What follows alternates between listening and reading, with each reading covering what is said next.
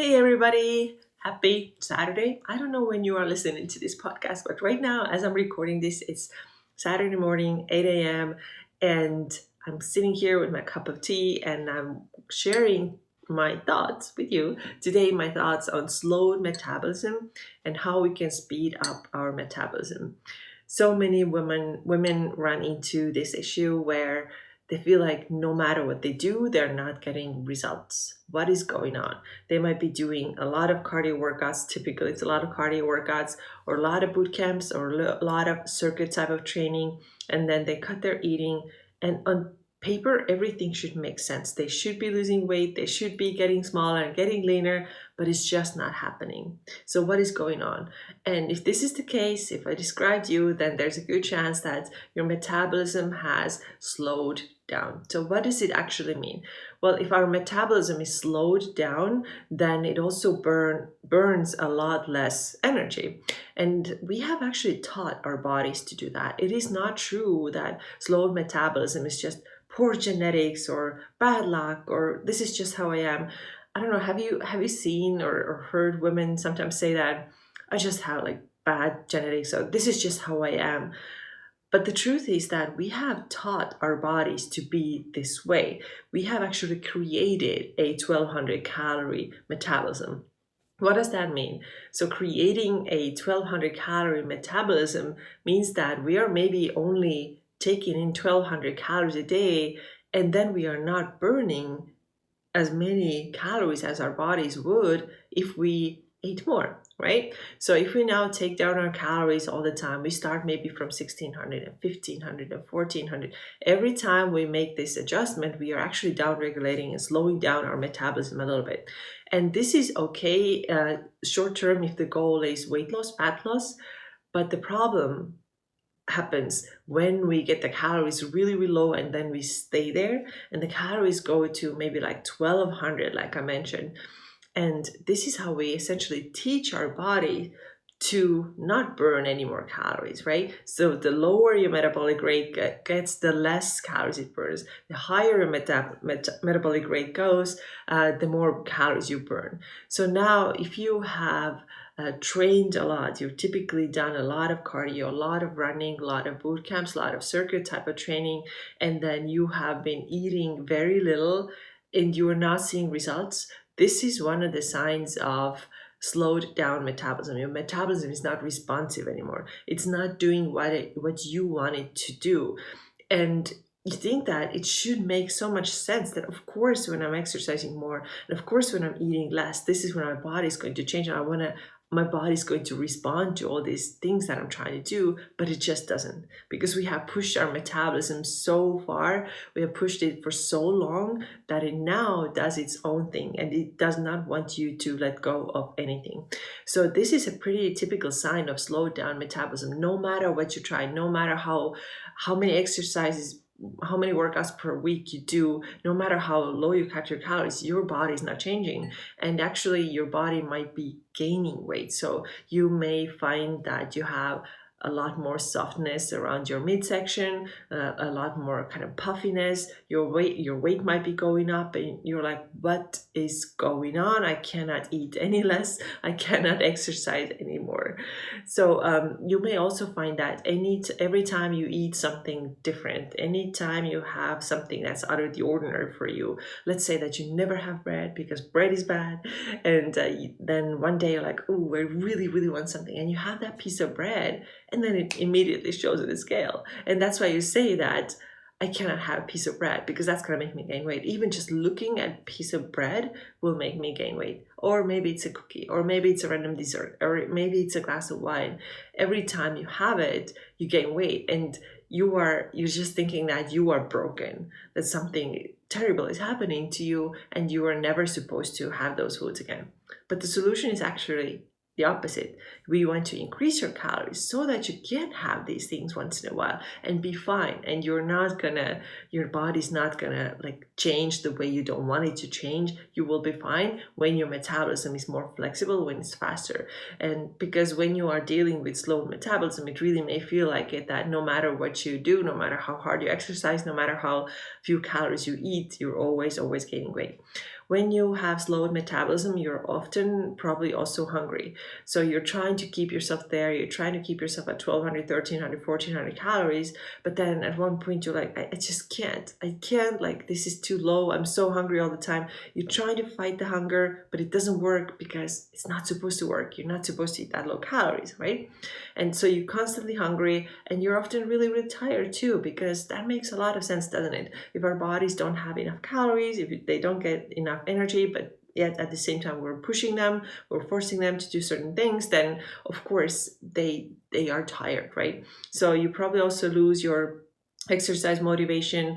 Maybe exercise used to be really, really fun for you. You loved, going to a class and seeing your people and doing the work, and now you're like, it's just kind of dragging. I do it because I have to do. I never feel fully recovered. My muscles are always sore, and I'm like I have this water retention. I'm like puffy. I don't even want, like, physically I don't feel well. So these are all the signs that your metabolism might be slow, and it's time to get to work and speed it up.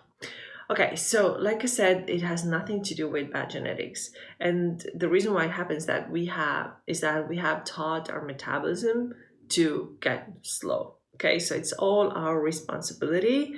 Nothing else, nobody else to blame here. By the way, I don't want you to even blame yourself, because this is not what we're doing here. What we're doing here is fixing the issue. Okay, we identified the issue. Yes, probably do have slowed down metabolism. What do I do? And like I said, a lot of times people think they should exercise even more, cut their calories even lower, but this is exactly the wrong thing to do. You don't want to go this direction. And believe me, I've seen it in so many women who come to me. They have the weight loss goal or fat loss goal, and we're looking at their calories and they're already 1300. There's absolutely nowhere to cut from there. And they're like, but I have such slow metabolism. I'm not able to lose weight. What do I have to do? And we cannot cut, because where do you cut? Where do you cut from 1200, 1300? You're going to be starving all day. You just can't eat 800 calories a day, right? It's not doable. Please don't try it. This is just impossible. So what we have to do is we have to do the exact opposite thing. We have to start increasing the calories. We have to start eating the right things in right amounts. And also we have to stop doing this chronic cardio that we're doing all the time. All right, so here are a couple of things that we need to know before we get started with speeding up our metabolism. So of course, there are a couple of ways of doing it. You could just jump right in and start eating a lot more, and that's fine. It will build your metabolism and you'll be fine. Or you can take a slower way and start increasing your calories gradually. And what that does is that you're likely going to gain a little bit of weight when you are speeding up your metabolism, when you come from this very, very bottom place. So you're likely going to gain a little bit of weight, but the weight gain is going to be slower, it's going to be more controlled, and you end up gaining a little bit less if you add your calories gradually. Now, a quick caveat here: if you have an eating disorder, do not listen to this. Please go work with an eating disorder professional. I'm talking to a person who does not have an eating disorder, but who has just downregulated their metabolism, but they don't have this psychological issue, right? Like an eating disorder, or they're avoiding foods or having terrible relationship with food. Some people do, yes, but I'm not talking to those people who have a clear eating disorder like anorexia. Please go work with a qualified professional. I am not that person, okay? I am a certified macro coach, but I am not an eating disorder specialist. So please, this advice is not for you. You have to do with what your therapist is telling you to do.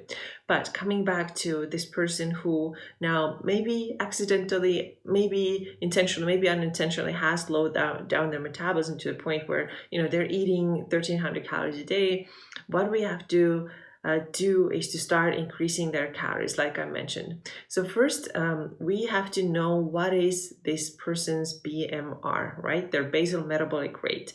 And this is easy to calculate online. You can find calculators. And basal metabolic rate is the number of calories, roughly, right? The number of calories that we burn at rest. Okay, and so a lot of times what we find is that someone's BMR is about 1500, but now they have been eating 1200 and 1300. And this is exactly why we have this problem, why the metabolism has become unresponsive and why the metabolism is so slow, because we are eating less than our BMR. And I can tell you how common this is, and I've covered this a few times on this podcast too.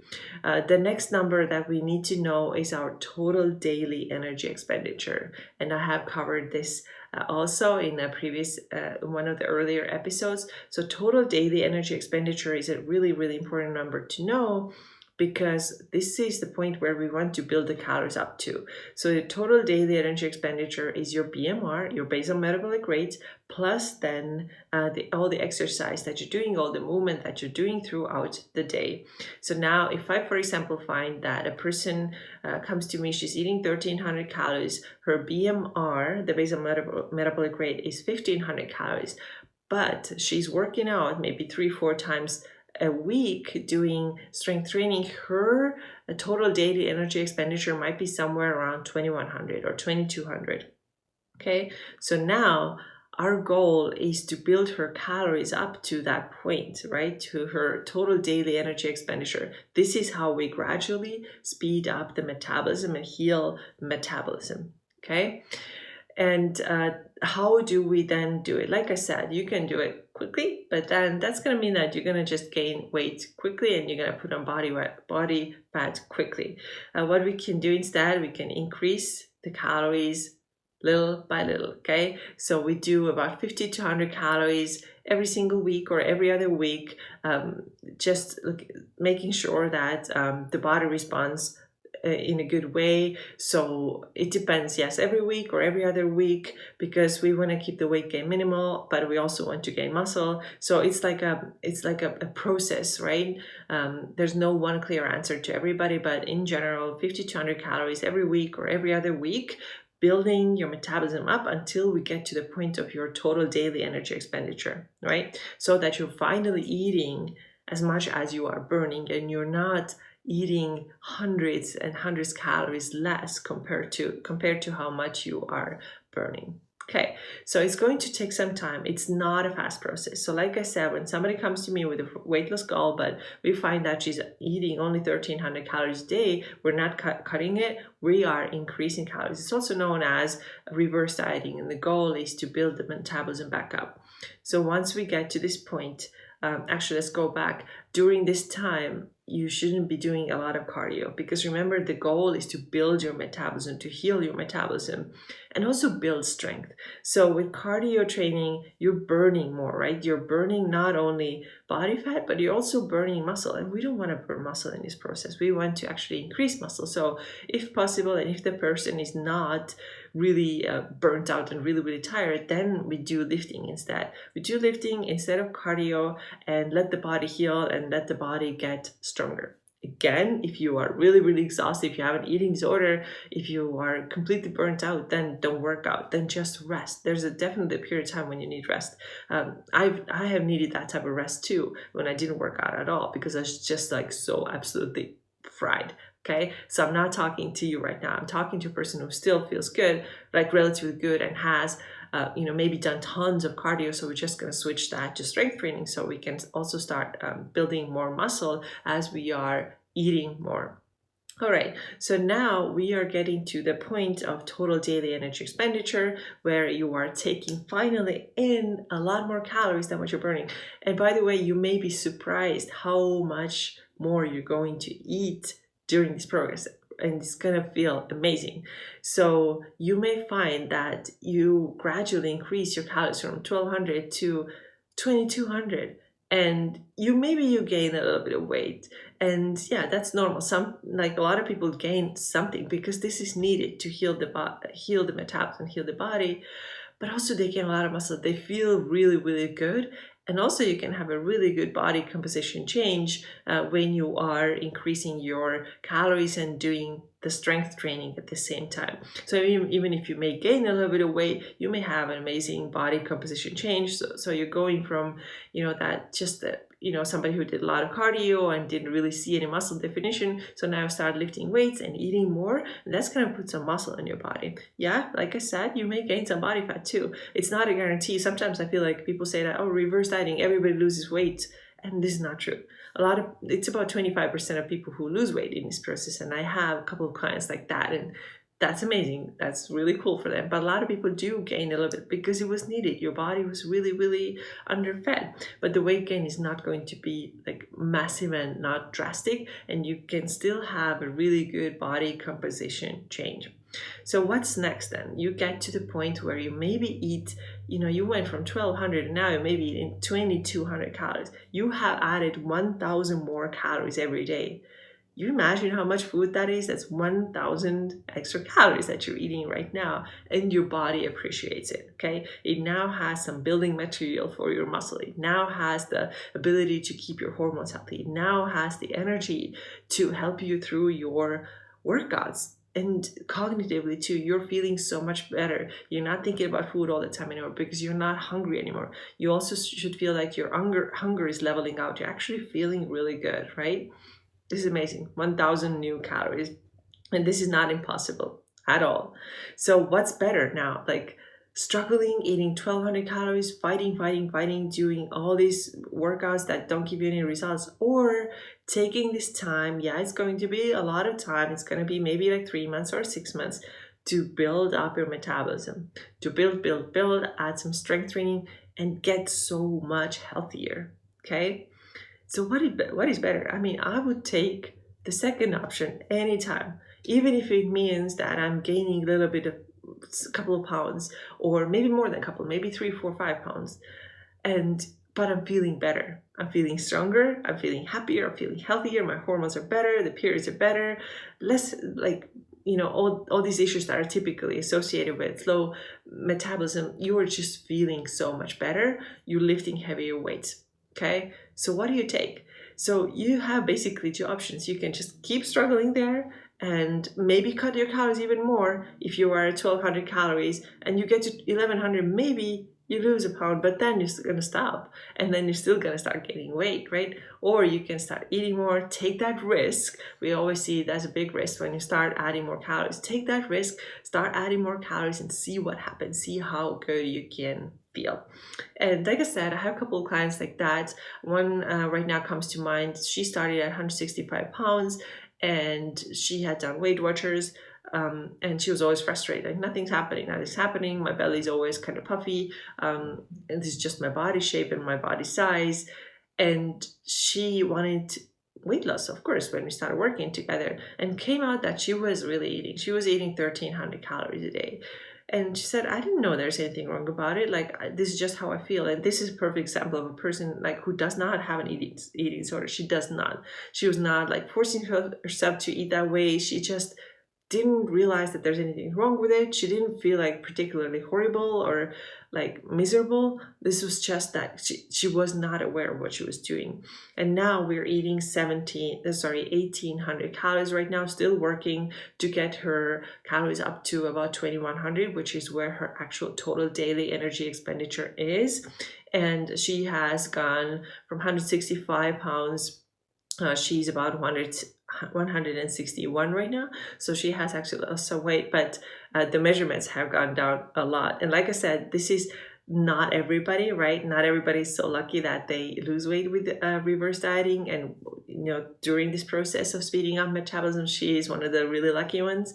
But also there are other examples of women who start maybe at 1200 calories, and then they increase gradually, and they will gain a little bit of weight. But like I said, there's, it's needed for your body to heal. So everybody is a little bit different, but I feel like you have to take that risk. If your metabolism is so slow that literally like looking at a piece of bread makes you gain weight and you're just so frustrated or doing so much and not seeing results, it is worth taking that risk and see. And it's not even a risk. It's pretty much guaranteed that you're healing your metabolism, right? If you start eating more. So it is worth it to start doing it and to get so much better.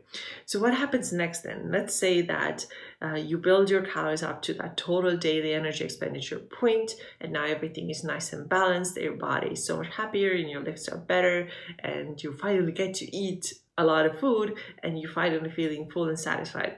But you still have a weight loss goal. So what should you do then? Can you lose anything? And yes, of course you can, but there has to be a period of time where you're just chilling and hanging out at that total daily energy expenditure point. It's also known as your maintenance point, okay? So coming back to this client of mine that I told you about, so our goal is to get her to 2100 calories. And so once she is there, she should stay there for a good, let's say 3-4 months before we try any deficit. Okay. So how long do you have to stay there? It really depends. If you have like clear data, like you have tracked and you know that, okay, I was dieting, I was like eating these really, really low calories, like 3 months, then we built your metabolism back up, then you should stay there for at least 3 months, okay, before you start any cut. If it was longer, you have to hang out there longer. So basically the duration of your hardcore dieting that you did when you ate those really low calories, the same amount of time you should stay there. If you don't know, if you didn't track anything before, then we should start out by staying there for about four months and see if we can get you some weight loss results with a little bit of deficit after that. But it has to be done carefully, it has to be done gradually. So the main rule is that the same amount that you stayed in a deep deficit, you healed your body, you brought your metabolism back up, you sped it up, now it's more flexible, and then you hang out there the same duration, okay? So if it was 3 months, you're gonna hang out there for 3 months. If it was 4 months, it's gonna be 4 months. And then we can start a cut again, and this time doing it better, this time doing it much smarter, so that, yeah, you gradually take your calories down, you go into a cut, into a deficit, but this time we're not gonna go that low, right? This time we're not gonna make that same mistake that we made last time, which is going super low, ridiculous 1200 calories, right? We're not gonna do that ever again, right? So we're just gonna do a deficit that is appropriate for you, and I can guarantee you it's probably not 1200 calories. And then we're gonna stop, after 12 or 16 weeks, you have to stop dieting. You have to stop being in a deficit, and you have to have a week or 2 or 3 when you are breaking your diets, right? So you're eating more and you're restoring your metabolism so that the same thing does not happen again. And this is one of the biggest mistakes that most women make. They just stay in a deficit forever and ever, never, never, right? That's not good. And then after this fat loss cycle, and after this 1, 2, 3 weeks of diet break, you can do another fat loss cycle, and then that should be it. Then we reverse the calories back up again to the point of your total daily energy expenditure. And if this is lower than it was before, then yeah, whatever it ends up being, it is, but we're not supposed to be dieting all year long, okay? This is where all of these issues start. This is where all the metabolic issues start, the hormonal issues start, your exhaustion, your tiredness, like all of these things begin from staying in a deficit for way too long. So this is it. Slow metabolism is not something that you cannot fix, you cannot heal from. You absolutely can 100%, but you're going to need a boatload of patience, but it will pay off, because like I said, you have 2 options. You can stay at really, really low calories and continue to feel miserable and sad and frustrated and try to cut more and more and more, or you can increase your calories back up and take your time and start feeling a lot better, and then start, if you still want to cut something, or if you still want to lose a little bit of body fat, body weight, you can start from a lot healthier place this time. I hope this was helpful for you. Please let me know if you have any questions about speeding up your metabolism, any questions about reverse dieting. Keep in mind that everything that I talk about does not apply to somebody who has an eating disorder. Please, please, please understand that. I'm not an eating disorder specialist. I have to say this almost every time, because people ask me, they have anorexia and all kinds of things, and unfortunately I cannot help you with that. That's all I got for you today. Please let me know if you have any questions. Super happy to answer them, and I will see you in the next episode. Bye bye.